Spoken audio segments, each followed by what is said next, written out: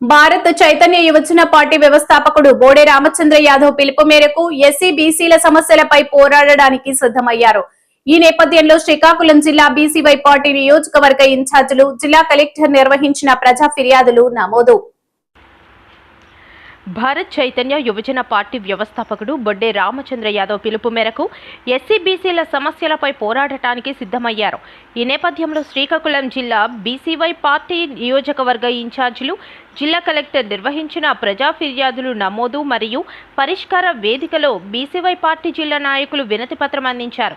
BCY party parliamentary incharge మాట్లాడుతూ రాష్ట్రంలో బీసీలకు తగినంత ప్రాధాన్యత ఇవ్వడం లేదని, అందుకోసం మా అధ్యక్షుల పిలుపు మేరకు ఈరోజు కలెక్టర్కు వినతి పత్రం అందజేశామని అన్నారు.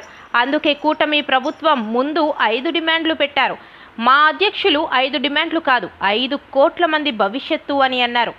బీసీ రక్షణ చట్టం అమలు, రాజధాని ప్రాంతంలో బీసీలకు 1000 ఎకరాల భూమి కేటాయింపు, బీసీ కులాల కార్పొరేషన్లకు నిధులు, సమగ్ర కులగణన, విద్య, ఉద్యోగాలు, స్థానిక సంస్థలు, చట్టసభల్లో బీసీలకు 44% రిజర్వేషన్లు కల్పించాలని ఈ 5 డిమాండ్లను కూటమి ప్రభుత్వం ముందు పెట్టారు. ఇవి నెరవేర్చకపోతే మార్చి 31 లోపు స్పందన లేకపోతే ఏప్రిల్ 11న ఆమరణ నిరాహార దీక్ష చేస్తానని సంచలన ప్రకటన చేశారు. స్టేట్ వైజ్గా జిల్లాలో ఉన్న నాయకులు, కార్యకర్తలతో కలెక్టర్కి వినతి పత్రం. ప్రధాన డిమాండ్లు: 1. బీసీ రక్షణ చట్టం అమలు, 2. బీసీ కులాల కార్పొరేషన్లో నిధులు, 3.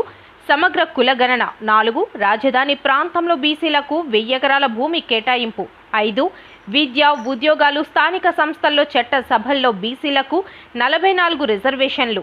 ఇవి ప్రధాన డిమాండ్లు. శ్రీకాకుళం బీసీవై పార్టీ రాష్ట్ర పీఏసీ కమిటీ సభ్యులు కాయితి వెంకటరమణ, రాష్ట్ర పీఏసీ సభ్యులు సేపాన శ్రీనివాసరావు, శ్రీకాకుళం జిల్లా బీసీవై పార్టీ అధ్యక్షులు పాలిని ప్రసాద్, హెచ్ఎల్ నియోజకవర్గ incharge Bodda Krishnarao, Palasa incharge Dharmana Venkataramana, Ichchapuram incharge Baddi Murali, Pathapatnam co convener Korada Srinivasarao, Dilleswararao, Govindarao, Srikakulam BCY party తదితర కార్యకర్తలు పాల్గొన్నారు.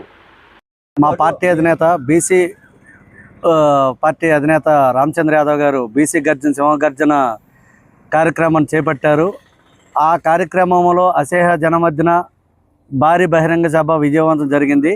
ఆ విజయవంతంలో ఆయన ఈ నెల నెక్స్ట్ మంత్ 11కి ఏప్రిల్ 11వ తారీఖున ఆమరణ నిరాహార దీక్షకి పూనుకున్నారు. ఆ పూనుకోవడానికి కారణం ఏంటంటే బీసీలకి 40% రిజర్వేషన్ కల్పించి చట్టసభల్లో కానీ బీసీలకు రావాల్సిన రాయితీలు కానీ బీసీకి కులాలకి అన్ని బీసీ ఎస్టీ అన్ని వర్గాల కులాలకి రావాల్సిన రాయితీలు కానీ ఏ విధంగా కూడా కూటమి ప్రభుత్వం స్పందించకపోవడంతో ఆయన ప్రాణ త్యాగానికైనా సిద్ధపడి ఈ నెక్స్ట్ మంత్ 11వ తారీఖున భారీగా ఆమరణ నిరాహార దీక్ష కార్యక్రమం జ్యోతిరావు పూలే మండలం అనే పెట్టి దాని నుంచి ఆయన నిలబడుతున్నారు. దానికి మద్దతుగా 5 కోట్ల ఆంధ్రప్రదేశ్ 5 కోట్ల ప్రజా జనాలు కూడా సపోర్ట్గా బీసీ నాయకులు స్టేట్ వైజ్గా 90% ఉన్నారు. వీళ్ళందరూ కూడా సపోర్ట్కి ముందుకే వచ్చి రామచంద్ర యాదవ్కి మేము తోడున్నామని చెప్పేసి ఈ 5 కోట్ల జనాభా ముందు వచ్చి అలాగే అన్ని నియోజకవర్గాల ప్రజలు కూడా సపోర్ట్ చేస్తున్నారు. జై రామచంద్ర యాదవ్.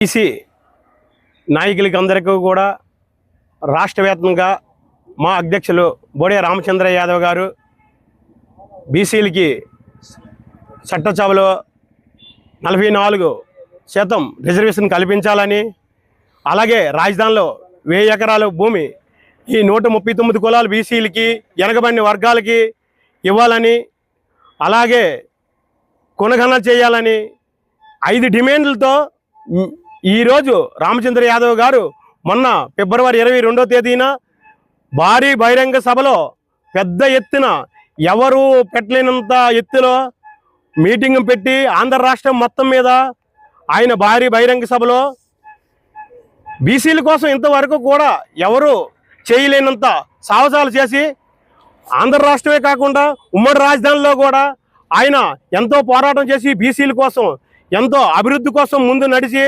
ఆయన ముందుకొచ్చి బీసీల కోసం పోరాడుతూ బీసీల చట్టసభలో మహిళలకైనా యువతలకైనా అందరికీ కూడా అన్ని రంగాల్లో బాగుండాలని, యువతని ముందు నడిపించాలని రామచంద్ర యాదవ్ గారు పిలుపునిచ్చారు.